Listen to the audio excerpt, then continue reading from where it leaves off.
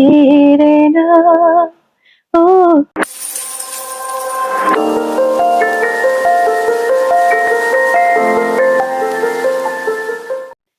Hello, നമസ്കാരം. Welcome to my channel. എന്തൊക്കെയുണ്ട് വിശേഷങ്ങള്? പിന്നെ ഇന്ന് ഞാനൊരു പാട്ടോർമ്മയാണ് പറയാൻ പോണത്. പിന്നെ ഒരു പ്രത്യേകതയും കൂടി ഉണ്ട്. ഇന്ന് വെഡിങ് ആനിവേഴ്സറി ആണ്. അപ്പോ ഞാൻ ഓർത്തു, ഹസ്ബൻഡിന് ഭയങ്കര ഇഷ്ടമുള്ള ഒരു പാട്ടാണ്. ഞാൻ ക്യാപ്ഷനിൽ കണ്ട പോലെ, മറ്റേ മാതളപ്പൂ പോലൊരു ശാരിക എന്നുള്ള പാട്ട്. അപ്പൊ ആ പാട്ട് ഇഷ്ടമാണ്, പക്ഷെ ഞാൻ പാടിയിട്ടില്ല ആളുടെ മുന്നിൽ. കാര്യം വെച്ചാൽ ആള് എപ്പോഴും പറയാറുണ്ട്, എപ്പോഴും അല്ല, വല്ലപ്പോഴൊക്കെ പാടേണ്ട പാട്ടൊക്കെ പറയാറുള്ളൂ. അധികം ഹിന്ദി പാട്ടാണ് പാടേണ്ട കാര്യങ്ങളൊക്കെ പറയാറ്.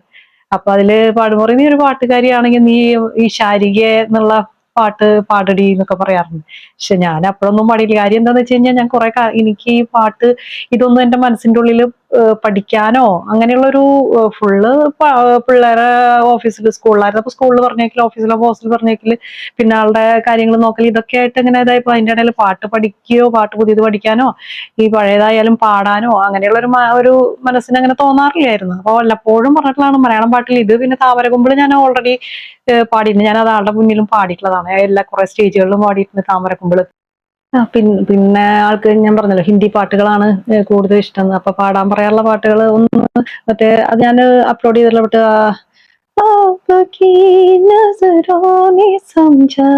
ആ പാട്ട് ഞാൻ അപ്ലോഡ് ചെയ്തിട്ടുണ്ട്. പിന്നെ പാടാൻ പറയാറുള്ളത് ഏതായിരുന്നു? ലഗ് ജാ ഗലെ के फिर हंसी रात हो न हो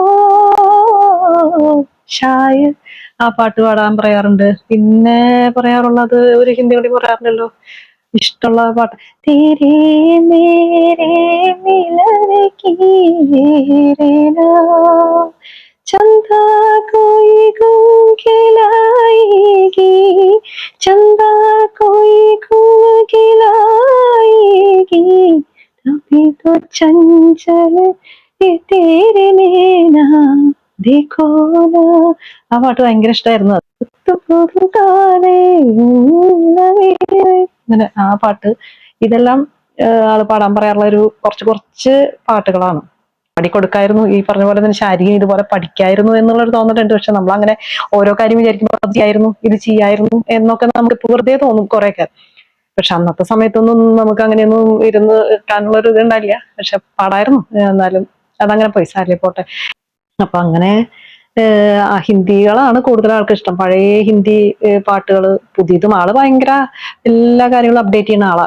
പഴയത് തൊട്ട് പുതിയ ഹിന്ദി ഏത് ഇതുകളായാലും, ഹിന്ദി, തമിഴ്, മലയാളം, ഇംഗ്ലീഷ് എല്ലാം. പണ്ട് ആളുടെ അവിടെ വീട്ടിൽ നോക്കിക്കഴിഞ്ഞാൽ ഇവര് വാങ്ങിയിട്ടുള്ള, അനിയനും പാട്ടിന്റെ വലിയൊരാളാ. ഭയങ്കര എന്ന് പറഞ്ഞാൽ വലിയ പാട്ടെന്ന് പറഞ്ഞ പാട്ട് കാസറ്റുകൾ വാങ്ങാന്ന് പറഞ്ഞ ഒരു വലിയൊരു കബോർഡിൽ നിറയെ, ഷെൽഫിലും എല്ലാം നിറയെ ഒരു പണ്ടത്തെ കാസറ്റുകൾ ഉണ്ടല്ലോ, ചെറിയ കാസറ്റ്, റെക്കോർഡ് പ്ലെയറിലിടുന്ന ചെറിയ കാസറ്റ്, ആ കാസറ്റ് നിറച്ചിരിക്കുന്നുണ്ട്. അത് വിറ്റാ പറയാറുണ്ട് അമ്മ പറയാറുണ്ട്. അമ്മ പറയും, ഇത് വിറ്റ് കഴിഞ്ഞ ഒരു തെങ്ങുംതോപ്പ് വാങ്ങായിരുന്നു നമുക്ക്, അത്രയധികം അത് ട്രെൻഡിങ് ആയിട്ടുള്ള കിടക്കുന്ന പാട്ടുകളൊക്കെ കാലത്തൊട്ടേ വൈകുന്നേരം വരെ. ഞങ്ങളുടെ കല്യാണം കഴിയുമ്പോഴുണ്ട്, ഒരാള് തമിഴ് വെക്കും, ഒരാൾ വരുമ്പോ ഹിന്ദി വെക്കും, ഒരധികം ഹിന്ദി വെക്കുക. ആള് പിന്നെ ഇംഗ്ലീഷ് രണ്ടാളും വെക്കും. അപ്പൊ അങ്ങനെ ജോൺസൺ വന്നിട്ടുണ്ട്, പോളി വന്നിട്ടുണ്ട്, അങ്ങനെ പറഞ്ഞിട്ട് ആൾക്കാർക്ക് അറിയാം ഇന്ന ആളാണ് വീട്ടിലേക്ക് കയറി വരുന്നത്. അപ്പൊ ആ പാട്ട് വെച്ചിട്ടായിരിക്കും പിന്നെ അകത്തേക്ക് കടന്നു വരുള്ളൂ. അങ്ങനെ പാട്ട് കേൾക്കുക എന്നുള്ളത് ഭയങ്കര ഇഷ്ടമായിരുന്നു. പിന്നെ ഈ ശാരികയാണ് ഞാൻ തീരെ പാടാണ്ട് നിന്നത്. അതെനിക്ക് ഭയങ്കര ബുദ്ധിമുട്ടുള്ള പാട്ടാ. ഇപ്പോഴും ഞാൻ എന്നിട്ട് പാടിയിട്ടുണ്ട്. പാടിയത് ഞാൻ നാളെ അപ്ലോഡ് ചെയ്യാം കേട്ടോ. കാര്യം എന്താന്ന് വെച്ചാൽ വേറൊരു കാര്യങ്ങളുണ്ട്. ഞങ്ങളുടെ കല്യാണം എന്ന് പറഞ്ഞു കഴിഞ്ഞാല് ഓഗസ്റ്റ് 11-നായിരുന്നു കല്യാണം. എന്നുണ്ടെങ്കിൽ ആളുടെ ഹസ്ബൻഡിന്റെ അനിയന്റെ കല്യാണവും ഞങ്ങളുടെയും കല്യാണം എന്ന് പറഞ്ഞാൽ റിസപ്ഷനൊക്കെ ഒരു ദിവസമായിരുന്നു. ഞങ്ങളുടെ 11-ാം തീയതി ആണെങ്കിൽ അവരുടെ 12-ാം തീയതി, അങ്ങനെ അനിയന്റെ കല്യാണം ലാസ്റ്റ്. ഇവര് 6 ആളുണ്ട്. സിബ്ലിങ്സ് എന്ന് പറയുന്നത് 6 ആണും 8 താഴെ പെങ്ങളുമാണ്. അപ്പൊ എല്ലാവരും ഗൾഫിലൊക്കെ ആയതുകൊണ്ട് ഈ ജൂലൈ ഓഗസ്റ്റ് ആ സമയത്താണല്ലോ എല്ലാവരും വരിക. അപ്പൊ ഭയങ്കര ഗ്രാൻഡായിട്ട് നടത്തണം എന്നുള്ള മൂത്ത ചേട്ടന്റെ വലിയൊരു ചേട്ടൻ എല്ലാവർക്കും ഒരു ആഗ്രഹമായിരുന്നു, നന്നായി നടത്തണം. പിന്നെ താഴെയുള്ള രണ്ടുപേരെയും അപ്പൊ അങ്ങനെ നടത്താം എന്നൊക്കെ പറഞ്ഞിട്ട് ഗ്രാൻഡായിട്ടായിരുന്നു കുറെ പേരെ വിളിച്ചിട്ട്. അപ്പൊ റിസപ്ഷനൊക്കെ ഞങ്ങളുടെ 11-ാം തീയതി ഒരു ചെറിയൊരു കല്യാണം പോലെ ഒന്നെങ്കിലും അവരുടെ റിസപ്ഷനും കാര്യങ്ങളൊക്കെ നടന്നത് 12-ാം തീയതി ആയിരുന്നു. അപ്പോ അനിയന്റെ വൈഫ് ആശ എന്ന് പറഞ്ഞാൽ ഞങ്ങള് ഭയങ്കര ക്ലോസ് ആയി. കാര്യം വെച്ചാൽ അടുത്ത ആഴ്ച ഞങ്ങൾ രണ്ടുപേരും ഒരുമിച്ചാണല്ലോ ഒരു വീട്ടിലേക്ക് വരണത്. അപ്പൊ ആദ്യത്തെ അബദ്ധങ്ങളും കാര്യങ്ങളും ഒക്കെ ഞങ്ങൾ ഒരുമിച്ചാണ് ഫേസ് ചെയ്തിട്ടുള്ളത്. ഒരു ദിവസം ഒരു ഇപ്പൊ കറി ഉണ്ടാക്കാൻ പറഞ്ഞു ഇവര്. അപ്പൊ ഒരു ഞങ്ങളുടെ കല്യാണം കഴിഞ്ഞിട്ടും ഒരു ഒരാഴ്ചയാകുമ്പോഴത്തേക്കും ഓരോ ചേട്ടന്മാരൊക്കെ ആയിട്ട് തിരിച്ച് ഇവിടെ വന്നു തുടങ്ങി. ഇപ്പൊ ആരും ഇല്ല കേട്ടോ. അവരൊക്കെ ആകെ രണ്ട് ചേട്ടന്മാര്, മൂത്ത രണ്ട് ചേട്ടന്മാര് പോയി. പിന്നെ രണ്ട് ചേട്ടന്മാരുടെ എല്ലാവരും നാട്ടിലായി. പിള്ളേരൊക്കെ വലുതായി. പിന്നെ പഠിപ്പും കാര്യങ്ങളൊക്കെ ആയിട്ട് പിന്നെ നാട്ടിലാണ്. പിന്നെ ഇപ്പൊ വരവ് ഇപ്പൊ അങ്ങനെ ആരും ചേട്ടന്മാരും ഇല്ല. പെങ്ങളായാലും ഇവിടെ ഇല്ല. പെങ്ങളും ഇവിടെയൊക്കെ തന്നെയായിരുന്നു. അമ്മയും ഇടയ്ക്ക് വരും. അങ്ങനെയൊക്കെ ആയിരുന്നു. ഇപ്പൊ ആരുമില്ല. ഞങ്ങളൊക്കെ തന്നെയുള്ളൂ. ഞാൻ എൻ്റെ മക്കളും പിള്ളേരും. പിന്നെ അനിയന്റെ പിള്ളേര്, അങ്ങനെ ചേട്ടന്റെ പിള്ളേര്, അങ്ങനെയൊക്കെ ഉണ്ട്. മക്കളായിട്ട് നെക്സ്റ്റ് ജനറേഷൻ കുറച്ച് പേര് കൂടെ ഉണ്ട്. പക്ഷെ ആളുടെ എല്ലാവരും ഇവിടെ ആയിരുന്നു. അപ്പൊ അങ്ങനെ കുറെ ഓർമ്മകളുണ്ട് ഞങ്ങൾക്ക് ഒരുമിച്ച് വന്നതും. പിന്നെ ഇവര് ഒരു സ്ഥലത്തേക്ക് പുറത്തേക്ക് പോകും. ഞങ്ങളൊരു എന്താ പറയാ റാഗിങ് എന്ന് പറയുന്ന പോലെയാ. ഒരു ദിവസം ഇവരെല്ലാവരും പോകും. പിന്നെ എന്നെ തന്നെയാക്കിയിട്ട് പറയും ഇന്നത്തെ കറി ശാന്തി ഉണ്ടാക്കണം എന്ന് പറയും. മുത്തച്ചേട്ടനൊക്കെ ഞങ്ങൾക്ക് അപ്പന്റെ പോലെയാണ്. അങ്ങനെ ഒരു ഭയങ്കര ഒരു ഫിഗറാ. ബഹുമാനം സ്നേഹമൊക്കെ പറഞ്ഞു. അപ്പൊ പേടിയായിരുന്നു. കാര്യം ഞാൻ എന്തെങ്കിലുമൊക്കെ ഉണ്ടാക്കാൻ അറിയാവുന്നതായിരുന്നു. പക്ഷെ എന്നാലും ഇവര് പറയുമ്പോൾ ഇവരുടെ രീതിയിൽ എങ്ങനെ ഉണ്ടാക്കും. കുറെ പേരുണ്ട്. ചേട്ടന്മാരുടെ ഭാര്യമാര്, പിള്ളേര്, ഇവരൊക്കെ ഉണ്ട്. അപ്പൊ ഇന്ന് ഇന്നതാണ് കറി ഉണ്ടാക്കണ്ടേന്ന് പറയാൻ ഒരു പോക്ക് വെറുതെ ഒരു അന്നത്തെ ഒരു തമാശയായിരുന്നു. അപ്പൊ അത് പേടിയായിരുന്നു. ഞാൻ എന്തെങ്കിലും ഉണ്ടാക്കും. പിറ്റേ ദിവസം ആശയായിരിക്കും. ആശയോട് പറയും ഇന്ന് ഞങ്ങൾ ആരും ഉണ്ടാവില്ല, ആശ തന്നെ ഉണ്ടാക്കണം. അങ്ങനെയൊക്കെ പറഞ്ഞിട്ട് കുറെ അബദ്ധങ്ങൾ ഉണ്ടായിട്ടുണ്ട്. നാളികേരം പൊളിക്കാൻ അറിയില്ല. കാര്യം നാളികേരത്തിന്റെ വീട്ടിലാണ് ഞാൻ. എന്റെ വീട്ടിലൊക്കെ ഇഷ്ടംപോലെ നാളികേരം കാര്യങ്ങളൊക്കെയുള്ള പറമ്പൊക്കെ ഉള്ളതാണ്. പക്ഷെ നാളികേരം പൊളിക്കാൻ അറിയില്ലായിരുന്നു. ഇങ്ങനെ ഇത് വെട്ടി കഴിഞ്ഞു കഴിഞ്ഞാൽ നാളികേരം എല്ലാം പൊളിച്ച് തൊലി അതിന് പറയാ ഈ പാര വെച്ചിട്ട്, അന്ന് പാര വെച്ചിട്ടൊന്നും ആയിരുന്നില്ല. വെട്ടുകത്തിക്ക് നമ്മ അവിടെ ഉണ്ടായിരുന്നില്ല. എന്റെ വീട്ടിലാണെങ്കിൽ പാര ഉണ്ടായിരുന്നു തോന്നുന്നു എന്റെ ഓർമ്മയില്. അപ്പൊ അത് വെട്ടാൻ അറിയാതെ അപ്പുറത്തെ അയലക്കത്തു നിന്നൊക്കെ വന്നിട്ട് ഞാനിങ്ങനെ നിൽക്കണുണ്ടപ്പോ എങ്ങനെയാ ഇത് പൊളിക്കുക എന്നറിയാത്തത് കൊണ്ട് അങ്ങനെയൊക്കെ കുറെ അബദ്ധങ്ങളും ഇതുകളൊക്കെ ഉണ്ടായിട്ടുണ്ട് കല്യാണത്തിന്റെ. അപ്പൊ അവരുടെ കല്യാണം 12-ാം തീയതി ആയിരുന്നു. എന്താ പറയാ വെഡിങ് കല്യാണത്തിന്റെ കാര്യങ്ങൾ എന്ന് പറയുമ്പോൾ ഈ റിസപ്ഷനും ഒക്കെ ഭയങ്കര ഗ്രാൻഡ് ആയിട്ട് നടന്നത് കാരണം കൊണ്ട് അതൊരു പ്രത്യേക ഒരു ഫീൽ ആയിരുന്നു അന്നത്തെ ദിവസങ്ങളിൽ. അവിടെ നിന്ന് പിന്നെ ഞാനൊരു കഷ്ടി ഒരു മാസമൊക്കെ ആകുമ്പോഴത്തേക്കും യുഎയിലേക്ക് പോന്നു. പിന്നെ അനിയന്റെ വൈഫ് അവരൊക്കെ 2 മാസം കഴിഞ്ഞ് ഡിസംബറൊക്കെ ആകുമ്പോഴത്തേക്കും അവര് യുഎയിലെത്തി. അപ്പൊ അത് തൊട്ടേ ഞങ്ങൾ ഒരുമിച്ചായിരുന്നു. ഞാനും ആശയൊക്കെ ഒരുമിച്ച് തന്നെ താമസവും അധികമൊക്കെ ആയിരുന്നെ. അങ്ങനെ കുറെ നാളും കുറെ അടുപ്പിച്ചുണ്ടായിരുന്നാണ്ട് കുറച്ച് കുറച്ച് വലുതാവും തോറും ആ ബന്ധം കുറെ ഭയങ്കര അടുപ്പാണ്. ഇപ്പൊ നമ്മൾ എന്തോ അങ്ങോട്ടും ഇങ്ങോട്ടും പറയാവുന്ന വിധത്തിലുള്ള ഒരു അടുപ്പാണ് എല്ലാ കാര്യങ്ങൾക്കും. അപ്പൊ അങ്ങനെ വെഡിങ് ആനിവേഴ്സറിയുടെ ഓർമ്മകളാണ്. അവര് നാളെ അവർക്ക് ഞാൻ അഡ്വാൻസ്ഡ് വിഷസ് അറിയിക്കാണ്. ഞങ്ങളുടെ പിന്നാണല്ലോ, നാളെയാണല്ലോ അവരുടെ ആവുക. അപ്പൊ അവർക്ക് അഡ്വാൻസ്ഡ് ആനിവേഴ്സറി വിഷസ്. പിന്നെ ഇപ്പൊ ആള് അവിടെ നിന്ന് ചില്ലി ഉണ്ടാവുമല്ലോ. മുകളിലെല്ലാവർക്കും പോണവരൊക്കെ എല്ലാവരും ഹാപ്പി ആയിട്ട് ഇരിക്കുന്നുണ്ടാവും എന്താന്ന് നമുക്ക് വിചാരിക്കണ്ടേ. അപ്പൊ ആളുടെ രീതിയിൽ ചില്ലിയട്ടെ. ഞാൻ ഈ മാതളപ്പൂ പോലെ ശാരിക എന്നുള്ള പാട്ട് ഇങ്ങനെ ഒരു ഒരു വീഡിയോയിൽ ഒരു 3-4 മുമ്പത്തെ പ്രാവശ്യത്തെ വീഡിയോയിൽ ഞാൻ പറഞ്ഞ ഈ പാട്ടോർമ്മകള് അങ്ങനെ കുറെ ചെറുപ്പത്തിലത്തെ പാട്ടോർമ്മകൾ പറഞ്ഞപ്പോ ഞാൻ കുറെ പാടിയ പാട്ടുകൾ എന്ന് പറഞ്ഞിട്ട് ഇതിലേതെങ്കിലും പാടണമെന്ന് ചോദിച്ചപ്പോ ആശ അതിൽ താഴെ കമന്റിൽ എഴുതിയിട്ടുണ്ടായിരുന്നു മാതളപ്പൂ പാടണമെന്ന്. അപ്പോ ഹസ്ബൻഡിനും ഇഷ്ടമുള്ള പാട്ടാണ്. ഞാൻ പാടിയിട്ടില്ല ആളുടെ മുന്നില്. പിന്നെ ആശയ്ക്കും ഇഷ്ടമാണല്ലോ. അപ്പൊ ഞാൻ ഓർക്കുന്ന ആ പാട്ട് അവർക്ക് രണ്ടുപേർക്കും ആക്കാം. പുള്ളിക്കാരൻ അവിടെ നിന്ന് കേട്ടോളും, മുകളിലിരുന്ന് കേൾക്കുമായിരിക്കും.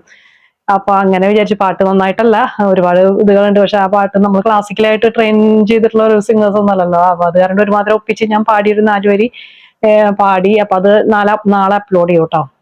നാളെ അവരുടെ 12-ാം തീയതിയാണ് ഞങ്ങളുടെ റിസപ്ഷനും കാര്യങ്ങളൊക്കെ ആയിരുന്നത്. അപ്പൊ അത് അങ്ങനെ അപ്ലോഡ് ചെയ്യും. അപ്പൊ ആ പാട്ട് കമന്റ് ഒക്കെ ചെയ്തോളോ. അപ്പൊ ആ പാട്ട് പാടാനുണ്ടായുള്ള കാരണം പറയുമായിരുന്നു. അങ്ങനെ ഇതാണ്. പിന്നെ ഞാൻ പറയുകയാണെങ്കിൽ ഇപ്പം ഞാൻ ഇങ്ങനെയൊക്കെ ആയത് കാരണം എന്ന് വെച്ചാല് ഞാനിങ്ങനെ വളരെ ഒന്നും അറിയാത്ത ഒരു ഇതുപോലെ 10-22 വയസ്സാകുമ്പോഴത്തേക്കും കല്യാണം കഴിഞ്ഞ് അവിടെ വന്ന് അങ്ങനെ പോകുന്നതായിരുന്നു. പക്ഷെ ഇവിടെ എത്തിയതിനു ശേഷം ഞാൻ ഇങ്ങനെ ആയിട്ടുണ്ടെങ്കിൽ എനിക്കറിയാവുന്നതിൽ എന്റെ വീട്ടിലും അവർക്കൊക്കെ ഇതുണ്ടാവും. ഞാൻ അത്രയും ഒരു ബോൾഡ് അല്ല. പിന്നെ അങ്ങനെ ഭയങ്കര പാവം പിടിച്ചൊരു ഇതായിരുന്നു. ഇപ്പൊ ഞാൻ എന്ത് ആളുടെ അപ്സ് ആൻഡ് ഡൗൺസ് ഒക്കെ കണ്ട് ആള് എന്നെ ഇങ്ങനെ ആക്കിയെടുത്തു എന്ന് പറയാം. ഇപ്പൊ ഏത് പ്രതിസന്ധി വന്നാലും എന്ത് പ്രശ്നങ്ങൾ ഉണ്ടായാലും നമ്മളത് എങ്ങനെയാണ് ഫേസ് ചെയ്യുക എന്നുള്ള കാര്യങ്ങളാണ് ഞാൻ എപ്പോഴും. ഇപ്പൊ എന്ത് പ്രശ്നങ്ങളാണെങ്കിലും ആ സമയത്ത് ഞാൻ പെട്ടെന്ന് തളർന്നിരിക്കുകയല്ല ചെയ്യുക, അത് ഫേസ് ചെയ്യുക. ഇത് എങ്ങനെയെങ്കിലും ചെയ്യുക എന്നുള്ളതാണ് എന്നെ നന്നായി പഠിപ്പിച്ചിട്ടുണ്ട്. ഇത് നമ്മൾ തളർന്നിരിക്കാൻ പാടില്ല. നമ്മൾ എന്ത് തന്നെയായാലും എന്ത് പ്രതിസന്ധി ആയാലും അതിലൂടെ അത് ജീവിതത്തിൽ കൂടെ അങ്ങനെ ശീലമായി പോയി. എന്താണ് അപ്സ് ആൻഡ് ഡൗൺസ് ഒക്കെ കുറെ കണ്ടിട്ടുള്ള കാരണം, നമ്മുടെ ലൈഫിൽ കുറെ കണ്ട കാരണം കൊണ്ട് അപ്പൊ അതുകൊണ്ട് എന്തായാലും ഏത് പ്രതിസന്ധിയും തരണം ചെയ്യാമെന്നുള്ള ഒരു ഇത്, തരണം ചെയ്യാല്ല, അതിൽ പിടിച്ചു നിൽക്കാൻ പറ്റുക എന്നുള്ളത് വലിയൊരു കാര്യമാണല്ലോ. അപ്പൊ അങ്ങനെ പിന്നെ നമ്മൾ ഈ വിഷമങ്ങളും ഒക്കെ ഇങ്ങനെ ആലോചിച്ചിരുന്നു കഴിഞ്ഞാല് അത് എനിക്കൊരു ഇതാണ്. എനിക്ക് പെട്ടെന്ന് ഇമോഷൻ ആവും, പെട്ടെന്ന് കരച്ചിൽ വരും. അതൊക്കെ ഉണ്ട്, ഇപ്പോഴും ഉണ്ട് അങ്ങനെയൊക്കെ കരച്ചിൽ. സന്തോഷം വന്നാലും സങ്കടം വന്നാലും ഒക്കെ പെട്ടെന്ന് പെട്ടെന്ന് കരച്ചിൽ വരും. പക്ഷെ എന്നാലും പിന്നെ അതിപ്പോ എനിക്ക് ഈ ചാനൽ തുടങ്ങിയ പിന്നെയാണ് കേട്ടോ. ഞാൻ അല്ലെങ്കിൽ ഇപ്പൊ ഇത്രയും പെട്ടെന്നൊന്നും ഞാൻ ഇങ്ങനെ ഒരു ഇതിലേക്ക് ആവില്ല, അതായത് എൻഡ് ഓഫ് ആവുക എന്ന് പറയണതും എന്ന് എനിക്ക് തോന്നുന്നു. അല്ലെങ്കിൽ ഇങ്ങനെ നമ്മൾ വെറുതെ ഇരിക്കുമ്പോൾ, അല്ലെങ്കിൽ കാലത്ത് പിള്ളേർ പോയി കഴിഞ്ഞു കഴിഞ്ഞാല് പിന്നെ വലിയ പണികൾ അപ്പൊ ഉണ്ടാവില്ല. അത്യാവശ്യം പണികളൊക്കെ നേരത്തെ ഓഫീസിലൊക്കെ പോണ കാരണം കൊണ്ട് മൂന്നാളുടെയും ഇതും ലഞ്ചും ബ്രേക്ക്ഫാസ്റ്റും ഒക്കെ കൊടുത്ത് വെച്ച് കഴിഞ്ഞാൽ പിന്നെ അത്രയധികം വലിയ പണികൾ ഉണ്ടാവില്ലല്ലോ.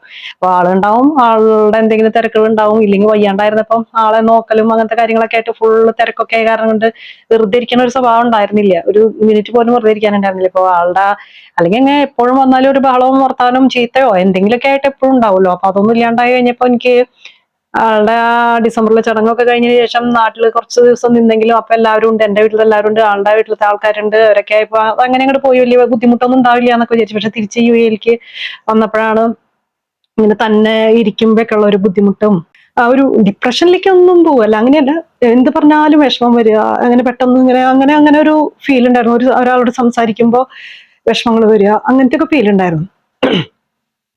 ആ ഫീലൊക്കെ മാറിയത് അപ്പൊ അവര് പറയാറുണ്ട്, ചാനൽ തുടങ്ങുക അമ്മ, ചാനൽ തുടങ്ങുക, അല്ലാതെ ഇങ്ങനെ വെറുതെ ഇങ്ങനെ ഇരുന്ന് കഴിഞ്ഞാൽ നമ്മുടെ കഴിവുകളൊക്കെ മുരടിച്ചു പോകും, പിന്നെ നമ്മൾ ഇങ്ങനെ ആലോചനകൾ തന്നെ ഇരിക്കും എന്നൊക്കെ പറഞ്ഞിട്ടുണ്ടായിരുന്നു. അപ്പൊ അത് തുടങ്ങിയതൊന്നും ആൾക്ക്, ഞാൻ ഒരു ചാനൽ തുടങ്ങുന്നുള്ള ഒരു ധാരണ ആൾക്ക് ഉണ്ടാവില്ലായിരിക്കും. എന്നോട് പണ്ട് പറയാറുണ്ട്, പിള്ളേര് ചാനലൊക്കെ തുടങ്ങി അത് കഴിഞ്ഞപ്പോ നീ ഒന്നും തുടങ്ങുന്നില്ലേ, പാടണമെന്നില്ലേ, വെറുതെ പറയുന്ന കാര്യം എന്ന് വെച്ച് കഴിഞ്ഞാൽ ആൾക്ക് തീരെ ഇഷ്ടമുണ്ടായിരുന്നില്ലേ പിള്ളേരൊക്കെ ചാനൽ തുടങ്ങും. പിന്നെ അത് ഇഷ്ടപ്പെട്ടു തുടങ്ങി. കുറച്ച് കഴിഞ്ഞ് കഴിഞ്ഞപ്പോ അവരുടെ ഡാൻസ്, പാട്ട് അതൊക്കെ കേൾക്കാനും അതിനൊക്കെ പിന്നെ ഇന്നത്തെ എന്താണ് കിട്ടണേന്നൊക്കെ അവരുടെ അങ്ങനെ ചോദിക്കാറുണ്ട്. അപ്പൊ ഞാനൊന്നും ചാനൽ തുടങ്ങുന്നോ ഇങ്ങനെ ഇതൊന്നും നാളോട്ട് സ്വപ്നത്തിൽ പോലും പ്രതീക്ഷ ഉണ്ടാവില്ല. പിന്നെ വയ്യാണ്ടൊക്കെ ആയി പിന്നെ അങ്ങനെ അതിലേക്കൊന്നും ഇൻവോൾവ് ആവാണ്ടായി, അങ്ങനെയൊക്കെ ഉണ്ടായിരുന്നു.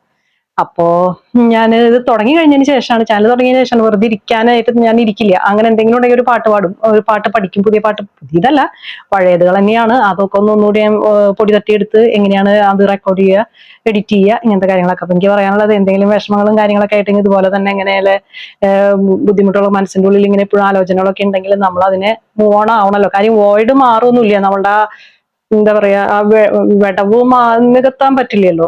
10, 30, 33, 35 വർഷത്തെ 34 വർഷത്തോളൊക്കെ ഒരാൾ എപ്പോഴും കൂടെയുള്ള ആള് ഇല്ലാണ്ടാവുമ്പോൾ നമ്മളുടെ അത് മാറി എന്നൊന്നും പറയാൻ പറ്റില്ല. ഓർമ്മകളൊക്കെ ഉണ്ടെങ്കിലും നമുക്ക് ഇങ്ങനെ നമ്മൾ എന്തിലേക്കെങ്കിലും മനസ്സിനെ ഡീവിയേറ്റ് ചെയ്ത് എന്തിലേക്ക് എൻഗേജ്ഡ് ആയിട്ട് ഇരിക്കണം, എന്നാലേ നമുക്ക് ഇതൊക്കെ മാറി മൂവ് ഓൺ ആവാൻ പറ്റുള്ളൂ. അല്ലെങ്കിൽ എനിക്ക് എന്റെ അനുഭവത്തിൽ നിന്ന് പറയാണ്, ശരിക്കും അങ്ങനെയൊക്കെ തുടങ്ങുമ്പോൾ എന്തെങ്കിലും തനിയെ ഇരിക്കുമ്പോൾ നമ്മൾ വേറെ എന്തെങ്കിലും എൻഗേജ്ഡ് ആവുക, വിഷമങ്ങളിൽ കൂടെ ഇങ്ങനെ പോകരുത്, ഇങ്ങനെയൊക്കെയാണ് ഉള്ളത്. അപ്പൊ ഞാൻ ആ പാട്ട് പാടണ പാടാമെന്ന് വിചാരിച്ചത് ഈ ഒരു കാരണം കൊണ്ടാണ്.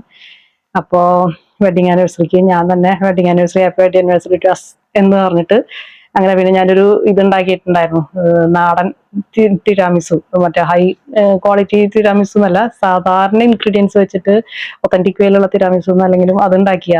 എനിക്കാണെങ്കിൽ മധുരം കൂടുതൽ ഇഷ്ടം, ആൾക്ക് മധുരം തീരെ ഇഷ്ടം, ഡയബറ്റിക് ആണ്. പക്ഷെ ഡയബറ്റിക് ആയാലും ആയില്ലെങ്കിലും ആൾക്ക് പണ്ടേ തൊട്ട് മധുരമൊന്നും ഇഷ്ടമല്ല. ഒരു ഐസ്ക്രീമോ ഒരു പായസമോ അങ്ങനത്തെ സാധനങ്ങളും കഴിച്ചിട്ടില്ല. പക്ഷെ ലാസ്റ്റ് കുറെ ഒരു സുഖമില്ലാണ്ടായി കഴിഞ്ഞിട്ടൊക്കെ വന്നതിന് ശേഷം ആൾക്ക് കുറച്ച് കുറച്ച് മധുരങ്ങളൊക്കെ കഴിക്കണം. ചോക്ലേറ്റ് ഒക്കെ ഒരെണ്ണം കൊടുത്താൽ കഴിക്കും, വായിൽ എന്തെങ്കിലും രുചിക്ക് വേണ്ടിയിട്ടായിരിക്കാം അതൊക്കെ കഴിക്കാറുണ്ട്. അങ്ങനെയായിരുന്നു. അപ്പൊ ഞാൻ ഈ തിരാമിസ് ഉണ്ടാക്കിയിട്ടുണ്ട്.